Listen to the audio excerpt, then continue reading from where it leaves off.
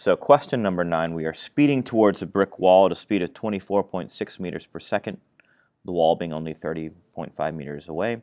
We want to know the minimum acceleration we should use to avoid hitting the wall. So if you notice, there's no time given in this problem. So I'm going to use the kinematics formula that doesn't have time. Which is this one here. Some of you saw this written as delta x perhaps in your class. So I end up at a speed of 0. I start at a speed of 24.6 meters per second, and then I'm going to square that number, plus 2 times my unknown acceleration, 30.5 minus 0. And so really the acceleration is going to end up being negative 24.6 squared divided by, and this is going to end up being 61 here on the bottom. When I actually simplify that out, we'll end up getting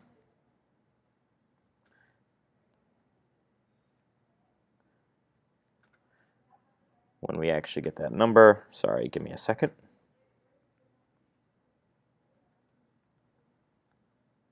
is I'm getting 9.9 meters per second squared.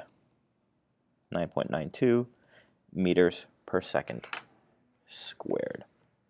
All right, and then we'll take a look at question number 10 now. So we're standing at the foot of the Bank of America building in San Francisco. We got 237 meters height. The initial vertical speed is 70 meters per second. The ball is released 2 meters above the ground. We want to know how high the ball goes. Again, we don't have time, so I'm going to start off with v squared equals v naught squared plus 2 times a times x minus x naught. So when we reach our maximum height, our speed is 0.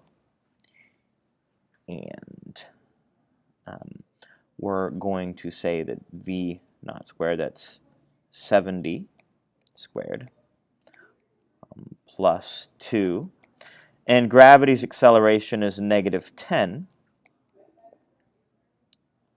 times x minus 2 meters of height, because that was our initial position. So we're going to end up getting here negative 4,900 equals negative 20x plus 40.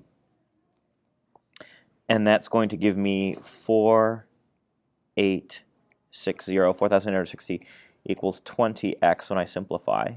And so x is going to end up being 243 meters high. Now, how fast is the ball going right before it lands on top of the building? So the building is 237 meters high. That's the building. The ball height was 243, so it falls 6 meters.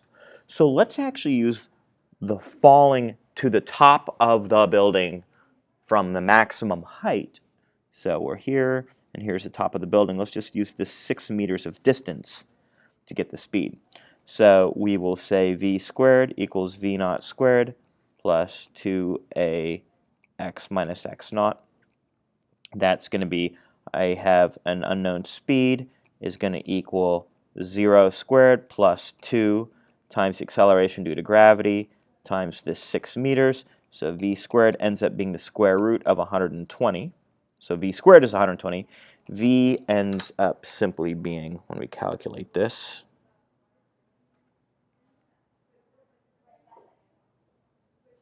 10.95 meters per second. And then for how many total seconds is the ball in the air? So let's actually go ahead and calculate this. So let's first go and figure out the upward trip, where I go from 70 meters per second to 0 meters per second.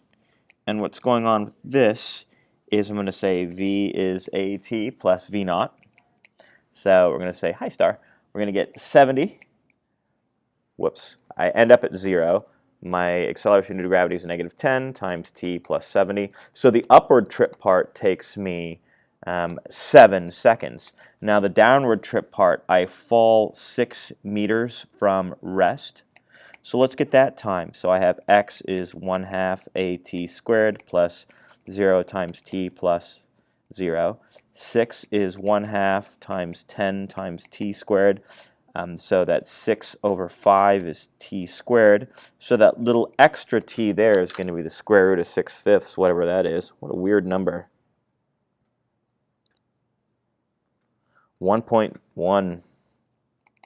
So the total time is going to be 8.1 seconds. And then we want the position, velocity, and graph. Position and velocity. So here our graph would look kind of like this for position. Make it up to a maximum height, and then just kind of fall. Velocity here, I'm going to go fast, and then kind of do that. And then for the acceleration, it's negative 10 the whole time. And then here, this would be like plus 70. And then this here would be, look at the speed. What's that speed? Negative 10.95